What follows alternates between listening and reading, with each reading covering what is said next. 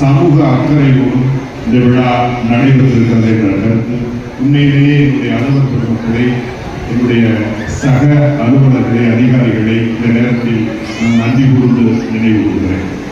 மரியாதைக்குரிய சட்டமன்ற உறுப்பினர் அவர்கள் சொன்னது போல எல்லாருக்கும் சம வாய்ப்பு, சம நீதி வழங்குவதுதான் இன்றைய விழாவினுடைய நோக்கம். இன்றைக்கு இந்த அரங்கிலே இருக்கிறீர்கள். ஒரே ஒரு செய்தியை உதாரணத்துக்கு சொல்லுகிறேன்.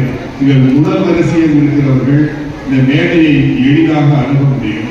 அதே அந்த கடைசி வரிசையில் விழிப்பு நிலையில் இருக்கிற விழிப்பு வரிசையில் இருக்கிற மக்கள் இந்த மேடையை எளிதாக அணுக முடியாது. இது இரண்டுக்குமான வித்தியாசம். அந்த தூரம், அந்த நேரம் தான் இங்கு வழங்கப்படுகிற சம வாய்ப்பும் சமூக நீதி.